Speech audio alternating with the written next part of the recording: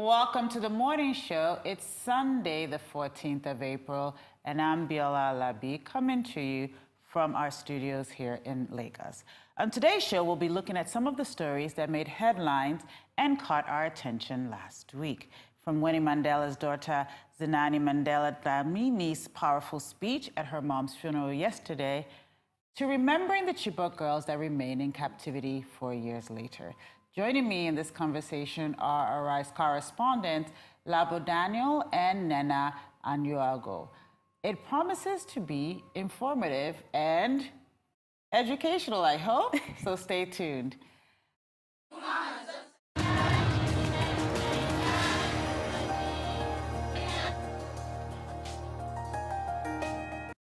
Now to our first story. One moment that stood out at Winnie Mandela's funeral yesterday was her daughter, Winnie Mandela-Dlamin's speech. She confronted the world and spoke about her mother and how she was robbed of her rightful legacy when she was alive. Let's take a quick listen.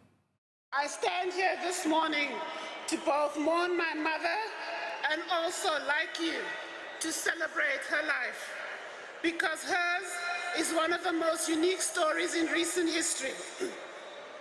She dared to take on one of the most powerful and evil regimes of the past century, and she triumphed. For those who have not had the time or the courage to go beyond the quick headlines or rushed profiles, I urge you to search the archives so that you may fully appreciate who my mother really was and why her life story matters so much. One of the most important measures of how someone's life has been lived is the extent to which they have touched others. By this measure, my mother's life was a remarkable one.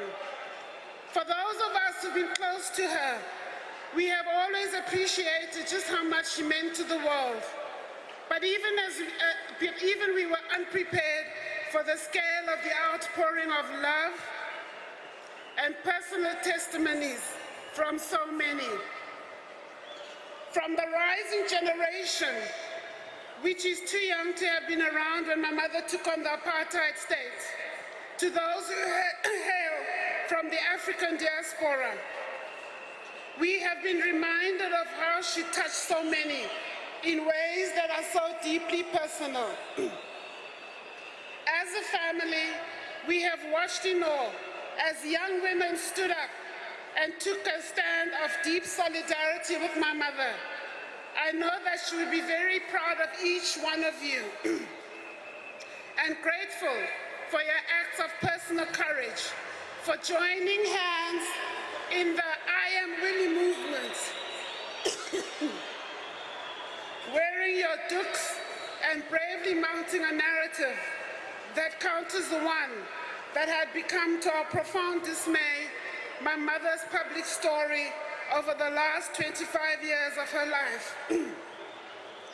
Like her, you show that we can be beautiful, powerful, and revolutionary, even as we challenge the lies that have been peddled for so long. As the world, and particularly the media, which is so directly complicit in the smear campaign against my mother, took notice of your acts of resistance, so too did this narrative begin to change. The world saw that a young generation, unafraid of the power of the establishment, was ready to challenge its lies. Lies that had become part of my mother's life. And this was also when we saw so many who sat on the truth come out one by one to say that they had known all along that these things had been said about my mother were not true. And as each of them disavowed these lies, I had to ask myself, why had they sat on the truth and waited till my mother's death to tell it?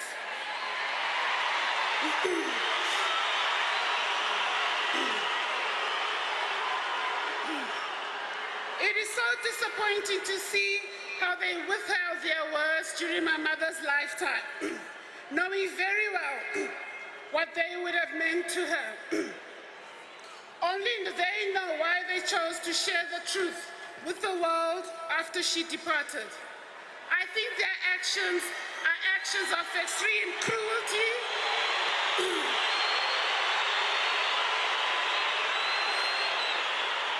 because they robbed my mother of her rightful legacy during her lifetime. It is little comfort to us that they have come out now. I was particularly angered by the former police commissioner, George Fivers, for cruelly only coming out with the truth after my mother's death.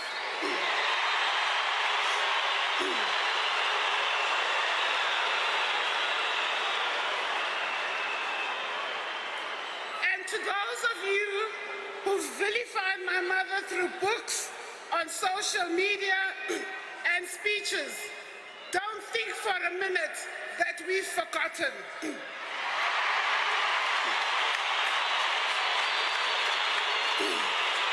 The pain you inflicted on her lives on in us.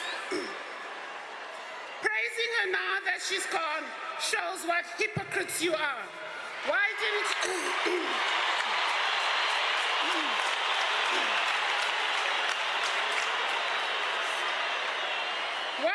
you do the same of her male counterparts and remind the world of the many crimes they committed before they were called saints?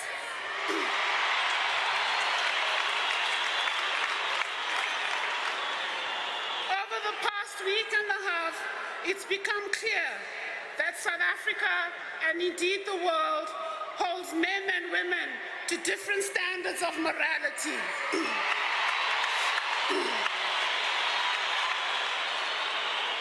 Much of what my mother had been constantly asked to account for is simply ignored when it comes to her male counterparts. And this kind of double standard acts also to obscure the immense contribution of women to the fight for the emancipation of our country from the evil of apartheid. I say fight because the battle of our freedom was not some polite picnic at which you arrive armed with your best behavior.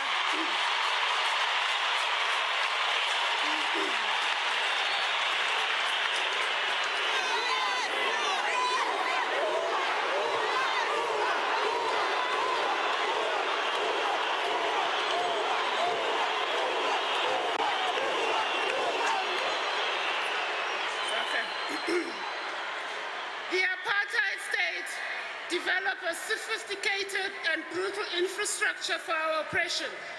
It was intolerant of any talk of democracy, especially from a woman activist. I hope that the rediscovery of the truth about my mother helps South Africans come to terms with the pivotal role that Winnie Mandela played in freeing us from the shackles of a system of terrorism and white supremacy known as apartheid.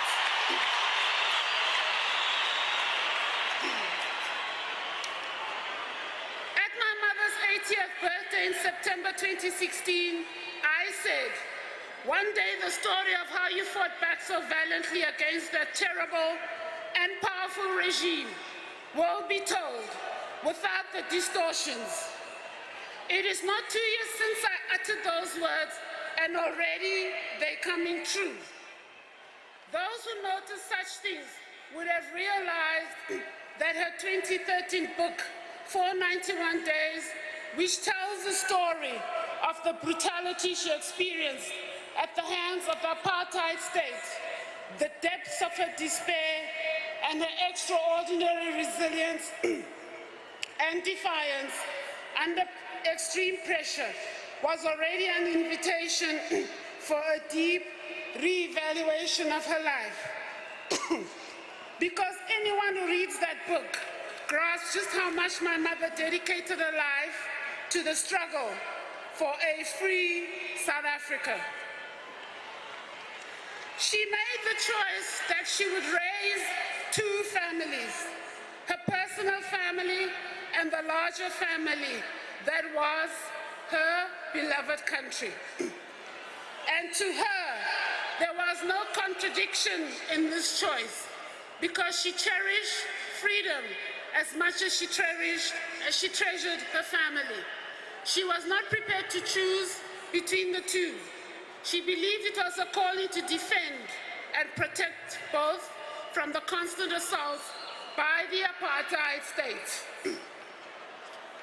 5 years ago, we lost my father, and the world descended on South Africa to show its love for him. I truly believe that it is worth repeating that long before it was fashionable to call for Nelson Mandela's release from Robben Island, it was my mother who kept his memory alive.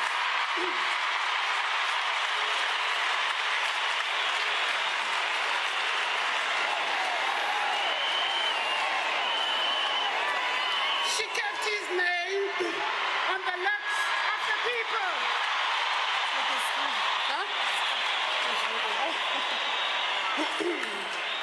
Her very appearance, regal, confident, and stylish, angered the apartheid authorities and galvanized the people.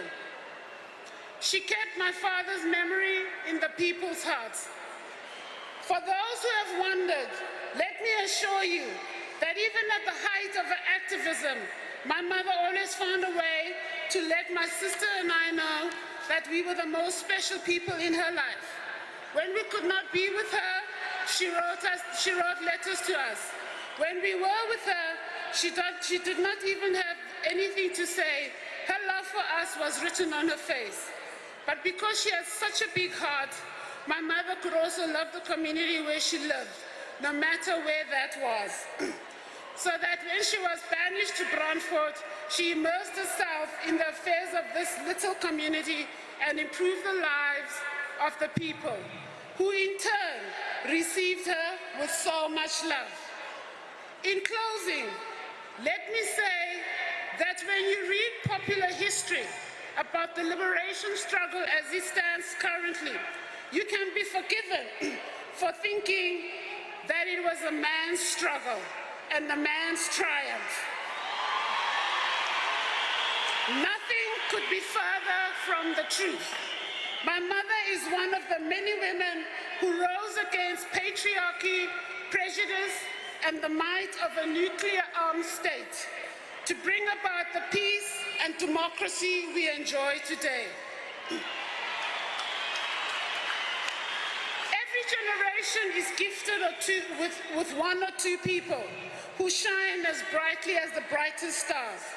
My sister and I are doubly lucky in that we got to call Winnie Mandela our mother and Nelson Mandela our father.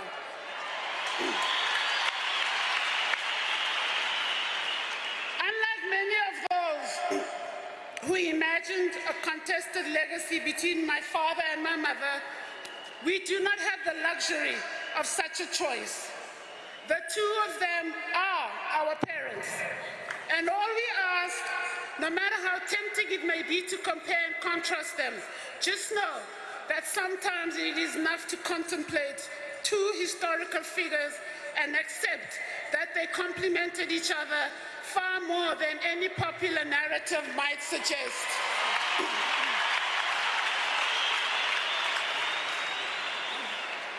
I am deeply grateful to have known and cherished this woman that I call my mother. It is difficult to accept that she is no longer with us, because she was always so strong. I'm comforted by your presence and your palpable love for this woman we came to know as Nomzamo Winifred Mandela. As she said in her lifetime, I am the product of the masses of my country and the product of my enemy.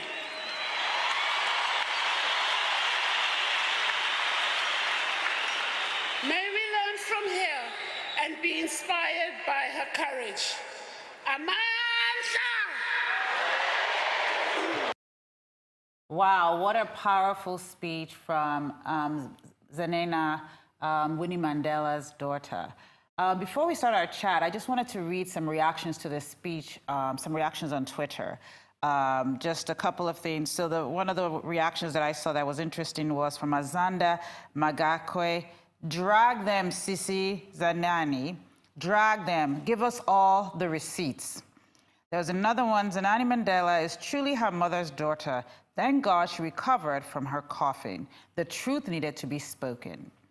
And now we know Zanani was why she was always the private one of the two sisters. She tells it like it is. She doesn't hold back. What did you guys think of that speech? I mean, powerful. Yeah. Necessary. Like you said, I think a lot of tales about Winnie's life is coming to life. And she's not around now to, you know, tell her truth. So it's necessary for her daughters to speak up for her and say what's going on.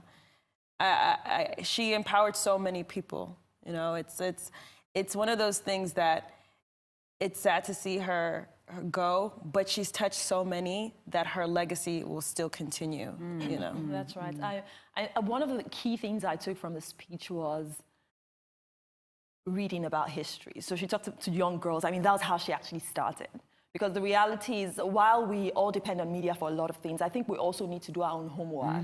Because the image of her mom, sadly so, it was so distorted. There was just so many things, whether it was just relegating her to just have been the wife of a freedom fighter, so Nelson Mandela's wife, without actually talking about her struggle, without talking about the fight, without talking about the things that she did in the 60s when women were mainly just seen and not heard. I mean, her standing out and then being thrown into prison herself. You know, she also had her own struggle. She was thrown into prison. She was banished to Brantford for many years. You know, this distortion really sort of caught me off guard because I felt, I mean, I was a student activist when I was in university against apartheid. I had always been sort of fascinated by her story, and I always felt that I never had any doubt about her role in the struggle. And so for me, it was always sort of bizarre when I would hear all these other things because I almost felt like as a conversation that we were having, and maybe because I had so many South African friends in uni, I never really felt like there was any question or doubt about her role. So it was always interesting the way it was portrayed in film and then also in sort of the secondhand, and I always say it, in popular global media. Couple of things themes that came up for me that I would love for you guys to talk about is this sort of legacy issue. And what Zanani did so well was saying that it's not a Winnie versus Nelson kind of thing. Did you feel like the world needed to sort of pick a side? I think for me, one of the things I think I'm also learning as well is, sadly, she had no power to control her own narrative. No matter how small she did, I think to a large extent, there should have been some kind of path created, because the truth was, all we ever read about her, all we ever saw, everything was always from some media outlet, some other. It was just from several places. And as we spoke, and as we said, she and Nelson actually still had a good relationship even to his death.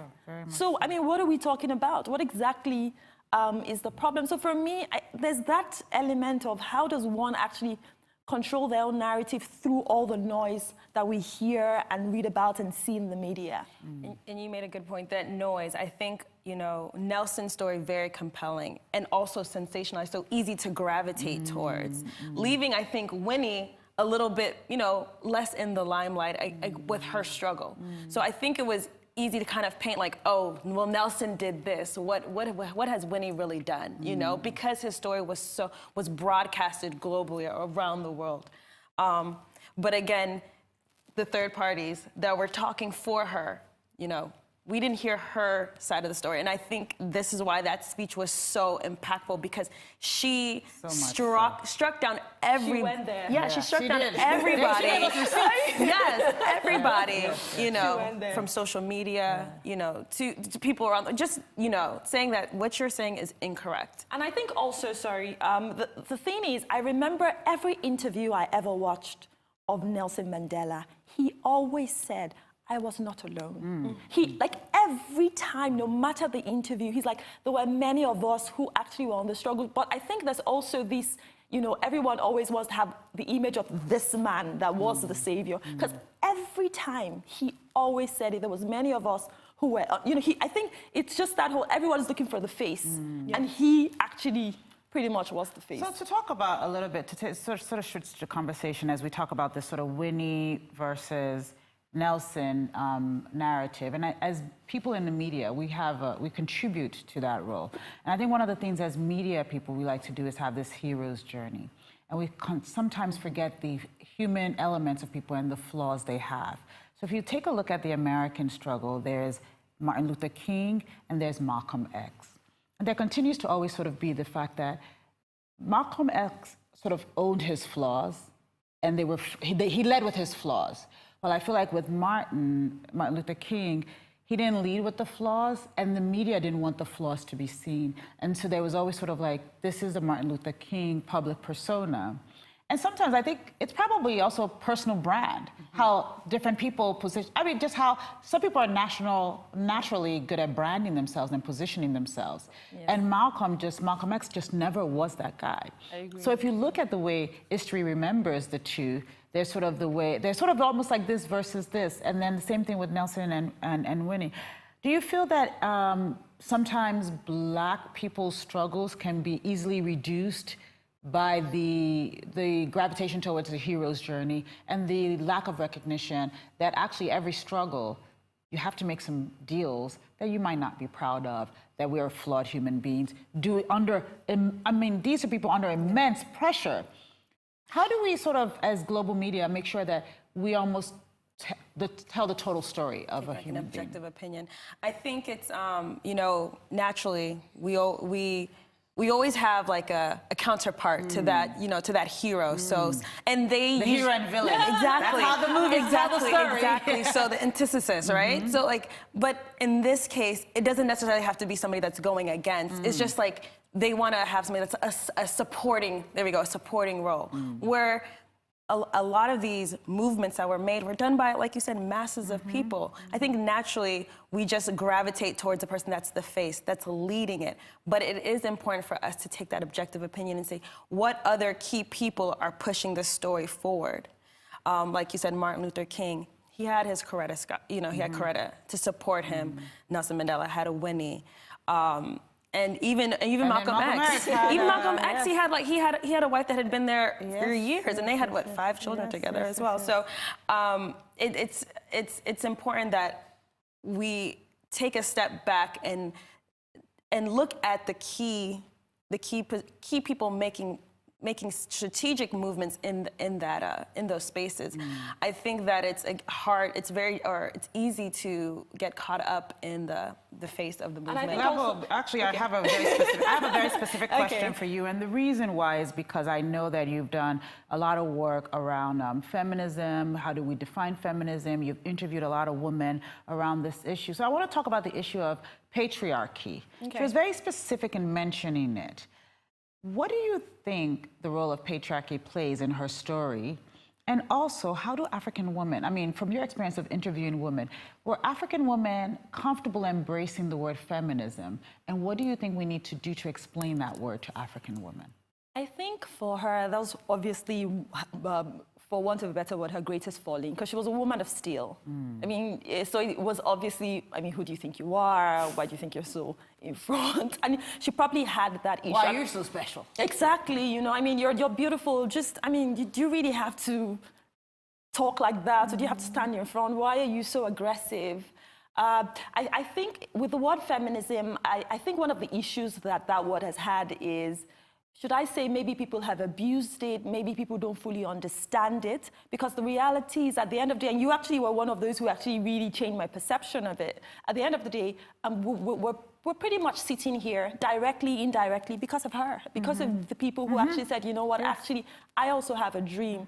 I also have a vision. I want to do so much more. And these were people that Well, people have different personalities. Sometimes if it takes aggression, then so be it. Why don't we just look at the results? Why are we not more concerned about, okay, this person's actually generating results. Look at the results that she's made. Why does it have to be, oh, you know, why do you have to be so? But every man around me is, why am I so different? So, and the thing is, sometimes I think that women can be our own worst enemies because which of the UN organizations said this? One of the reasons why violence against women is really difficult to flush out is because men are the worst perpetrators of violence against women. So sometimes it's almost like, why is she so bold? But she's so bold, why don't you get courage from her boldness? Why does it have to be, oh, why? I mean, let's all take that courage and let's all ride on it. And again, over and over, it's said over and over again, nobody wants to take the role of a man. Trust me, like, I don't know that any woman really wants to become a man. We're women, let us excel in that womanness. I love the fact that you said, take from that boldness, take from that confidence, take from that courage.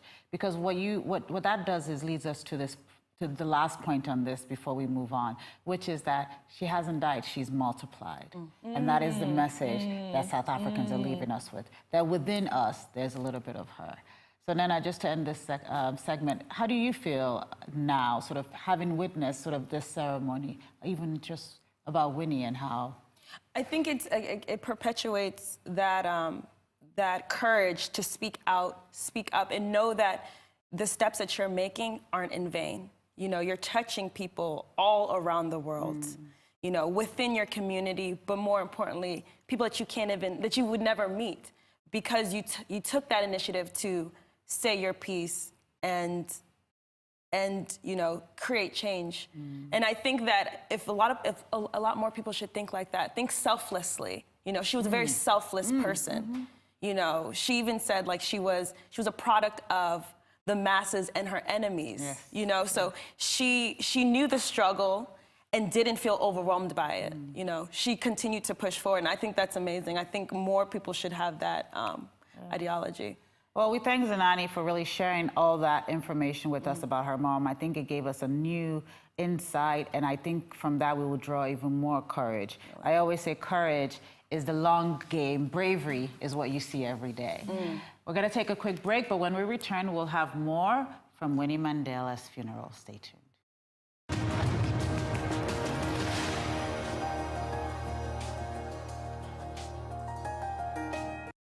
Welcome back. This is Arise News. You're watching the morning show with me, Mandela-Dlamin. If you're just joining us, we've been talking about the powerful speeches at Winnie Mandela's funeral. We first listened to her daughter's speech on her mom's legacy. It's now time to watch the South African President, Cyril Ramaphosa's speech. The spirit of Winnie Mandela, long live. Long live the spirit of Nelson Mandela, long live. Amandla. Thank you, program directors, members of the Mandela and Matikizela families, Mama Grasa Machel, Ukumkani Wabatembu, Your Majesties, Kings and Queens of our people, His Excellency President Denis Sassou Nguesso, His Excellency President Hage Geingob, former state presidents Mbeki, Motlanthe and Zuma, former deputy president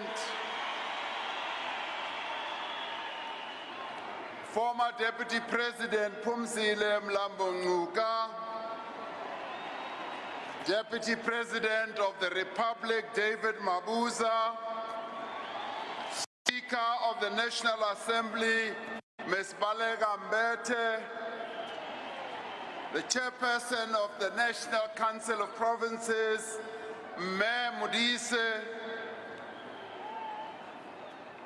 Vice Presidents and Prime Ministers, visiting former Presidents and Prime Ministers, Ministers and Deputy Ministers, heads of delegations from sister countries and multilateral organizations, leaders of the Alliance, the SACP, COSATU, and SANCO, leaders of the South African political parties, leaders of the African National Congress at national, provincial, regional, and branch level who are here, leaders of faith-based organizations, friends and comrades, fellow South Africans.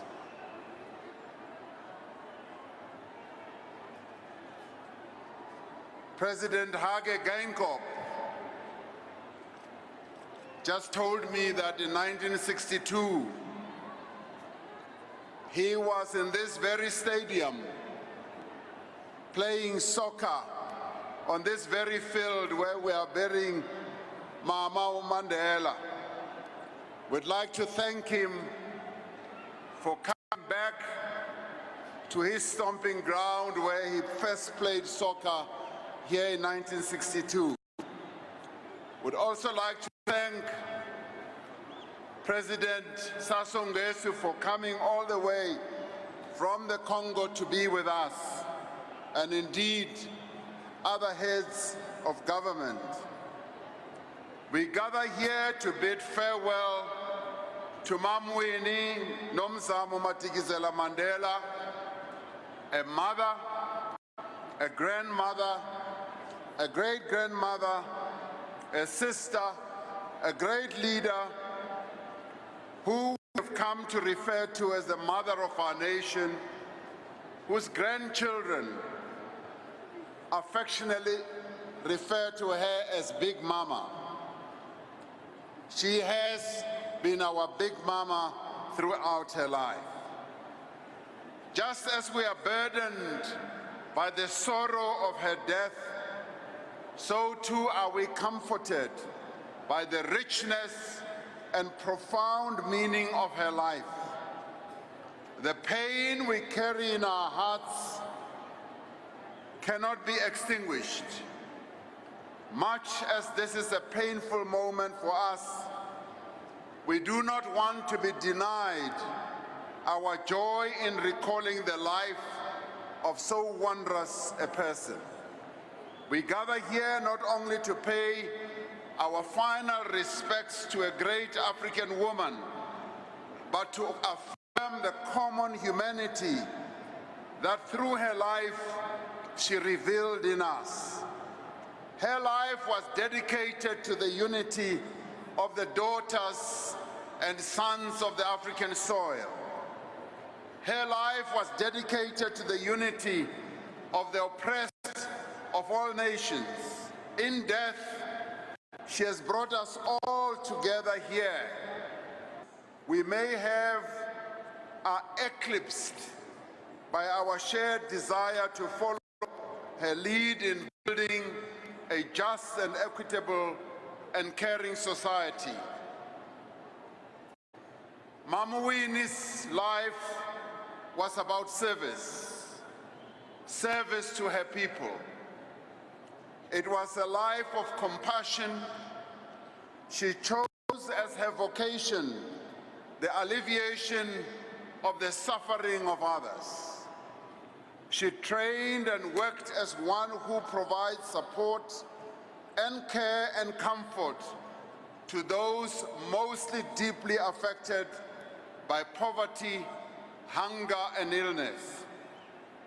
Yet, like many of the great leaders of her generation, she understood that the suffering she endured did not happen on the edges of society. Such suffering actually defined society. She saw for herself the deliberate intent of the apartheid rulers to impoverish the people of this country. Her conscience, her convictions left her with no choice but to get involved and to resist. She felt compelled to join a struggle that was as noble in its purpose as it was perilous in its execution. She felt compelled to speak out when others were rendered silent.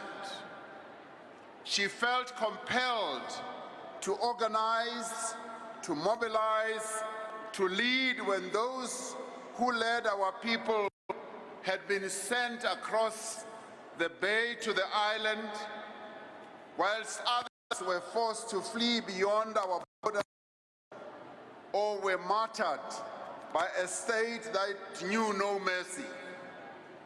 She felt compelled to pick up the spear where it had fallen. It was a spear that, throughout the darkest moments of our struggle, she wielded with great courage, unequivocal commitment, and incredible skill. Her formidable will was matched by a keen political sense and a presence that inspired both awe and admiration. As a potent symbol of resistance, as the steadfast bearer of the name Mandela, she was seen by the enemy as a threat to the racist state. She was an African woman who, in her attitude, her words and her actions, defied the very premise of apartheid ideology and male superiority. Proud, defiant, articulate, she exposed the lie of apartheid. She laid bare the edifice of patriarchy.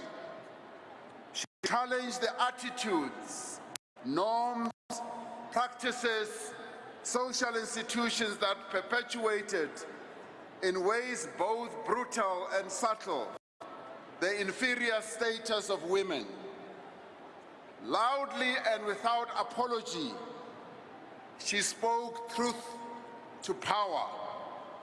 It was those in power who, insecure and fearful, visited upon her the most vindictive, brutal, and callous retribution. Yet through everything, Umama Winnie endured. They could not break her. They could not silence her. After Nelson Mandela was jailed, she said, "They think they have put my husband on an island, that he will be forgotten. They are wrong. The harder they try to silence him, the louder I will become." And she became even more bolder and louder, and her voice was heard. They thought they could banish her to Brantford.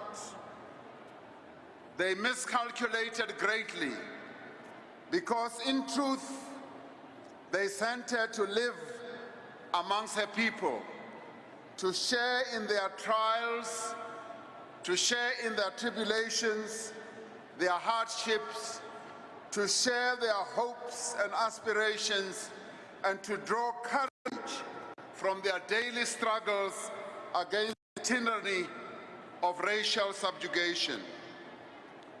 The enemy expected her to return from Brantford diminished, broken, and defeated.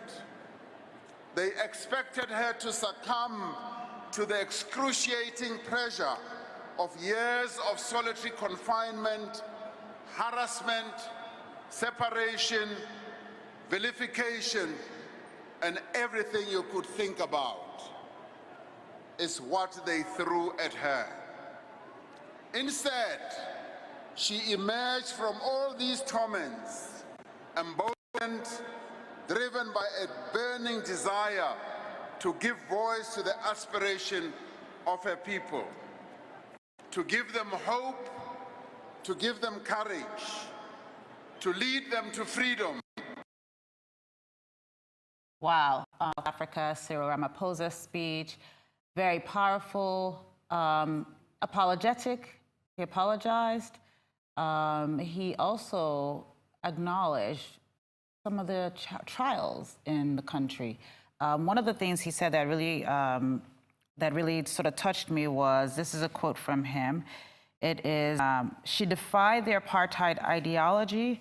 She was proud, defiant, and articulate. She exposed apartheid. They could not break her silence. This is really a powerful woman. But he also said something about South Africa. He said, we must acknowledge that we are a society that is hurting, damaged by our past, numbed by our present, and hesitant about our future. Once again, her life has been an opportunity for all of us to really think back at what apartheid meant, what she meant, and how she kept Nelson Mandela's legacy alive. What do you guys think about Cyril's speech? I think one of the key things he brought out was her resilience. And it's also a lesson for so many of us, you know, like the rubber band, like just keeps stretching, it just keeps going. It was, because sometimes particularly when it comes to struggles, when we're standing for what we believe in, like she did, and when we're just trying to essentially put ourselves forward to take something for the team, sometimes we buck up. Why? Because it's hard, but she just kept going. No matter what they threw her high, it made her stronger. You know, he had this quote, I can't remember what it was, but it was just that resilience. It was just that resilience. Woman of steel. She was a woman of steel. Yeah. On her 80th birthday, Nana, the president and a group of people went and celebrated, and they read the poem by Maya Angelou, And Still I Rise. How do you feel like that poem and her sort of connect? Well, I think you have to understand the history, you know, of the South African people. Their story, you know, of colonialism, we've seen it time and time again throughout the African countries, but their struggle had such a heavy spotlight around the world, you know, and yet the people that were making movements in that struggle, like Winnie, had to, like you said, be resilient. They had to continuously take it to the next level. There was no getting comfortable. There was always pushing forward. And that poem, Still I Rise, it meets that word for word. There's no way that South Africa can systematically change the way that, you know, they are as a people without people like Winnie Mandela making those type of strides. And not only pushing herself along, but an entire nation along with her. So it's one of those things that's like you can't even put it, like, her poem beautifully done, but you have to really see her at work. So I mean, as you guys saw, his speech was much more apologetic and really trying to recognize, while Zenani was really about the fact that to be a revolutionary, to be a liberator, to fight for your people, there are times where it's not going to be pretty. I mean, she said revolution is not a picnic that you come to with your morals intact. Might be paraphrasing. But if you look at Che from South America, Che Guevara, if you look at people like Cuba, Castro from Cuba. Castro, yes. If you look at Fidel Castro from Cuba, all these people are held up by their people. But there are always sort of these questions about how they got there. What were the sacrifices that had to be made? What were the personal, moral compromises they had to be made?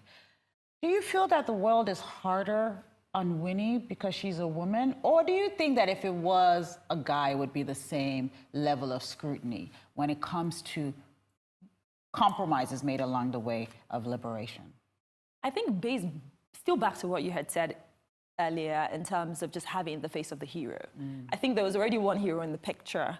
And, no, seriously, and then there can't be two heroes. There's never, I mean, there's really never been two great heroes. So I think that may just have been what it was. Which is why her daughter had said it was not a contest. But in a way, it was like, who do we push forward? No, he looks better. No, it can't be her. No, him. So I think it was somewhere in that mix that story got warped. And you, what do you think?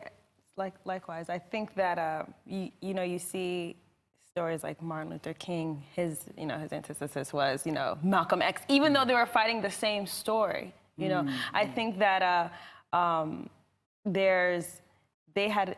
everybody has their own past. Yeah. Everybody has their own past, and there's certain things that you have to do to progress, and whether those choices, you look back at it and it's like, okay, could have been better. At the end of the day, you have to make them, not for yourself, but for the betterment of others around you.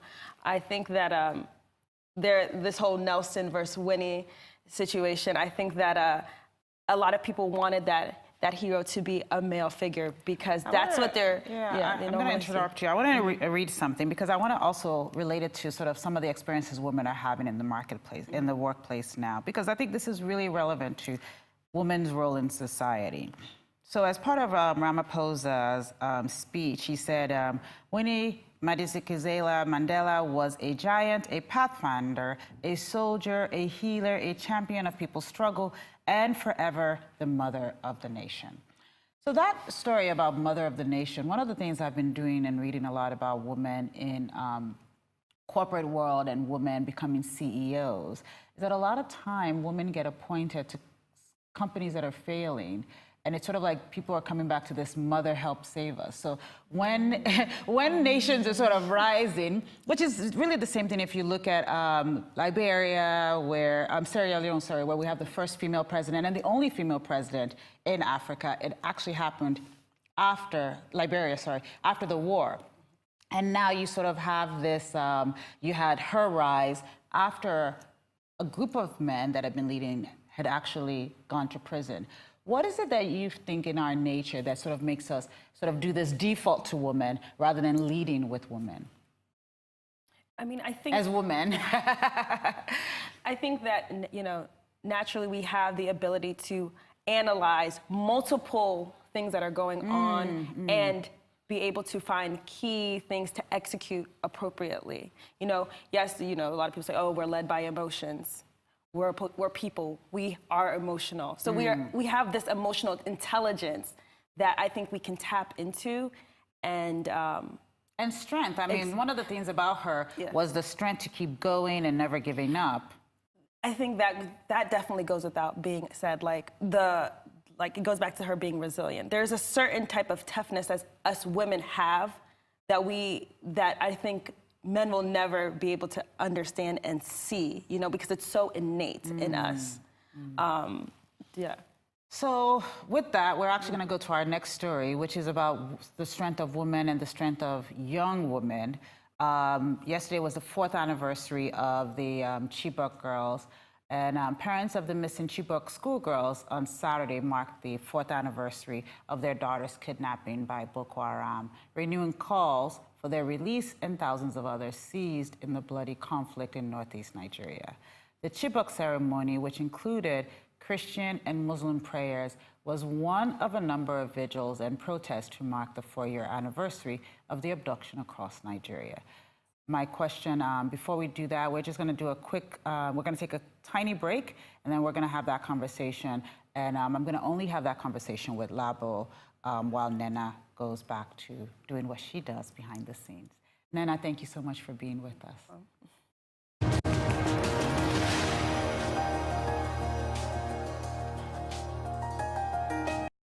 Welcome back. I'm still with Labo. We're talking about the strength of a woman on this 4th anniversary of the Chibok girls. Labo, thank you so much for still being with us. We've been talking about Winnie Mandela all morning, and we sort of ended on this innate strength that women have. The Chibok girls have been, yesterday marked the 4th anniversary of their kidnapping. Some of them are still in captivity. Some of them escaped. Some of them almost sort of was running through the Sambisi forest on their own. I mean, these women at such a young age have demonstrated courage, bravery, strength, resilience. But, I mean, if you're a parent and 4 years on, what do we have to say about the fact that there's still 112 girls behind? I think the scary part for me is the journalist who has very strong ties with Boko Haram, who has said just 15 of them are still alive. nobody knows for a fact what it is. When you're looking at the UNICEF stats they just released, where they say about 1,000 children were abducted, and you're like, what is this? Where do you get the hope? Because as a parent, you keep hoping. You can't, it's like even with Dapchi, even though the ones that are dead, where are the bodies? Like you, as a parent, somewhere in your head, even, I mean, I'm not a parent, but I mean, as a sister, as a daughter, as a cousin, you hope. Even as a teacher, imagine being a teacher in that community. You keep hoping. You have to hope against hope, which was why, I mean, for example, with, I know this is about Chibok, but it's just pretty much all the same with Dapchi. Chibok creating safe spaces for women and girls. Exactly. So you hear the federal government says the girls have to go back to school, and the parents are like, my child is not going back to that school. So we only have 30 seconds to wrap up, but I think I would love for you to just say one thing that we want to happen by this time next year. Yeah, I mean, we as a people need to continue to put pressure on the government. We need to continue to put the stories out there, continue telling them like we're doing, and just keep these conversations going. It's very important. Well, we make a commitment to the parents and the family of the Chibok girls to continue to keep this story alive. And that, unfortunately, brings us to the end of the morning show today. I'm Mandela-Dlamin. Thanks to Labo and Nena for joining me. Have a lovely day.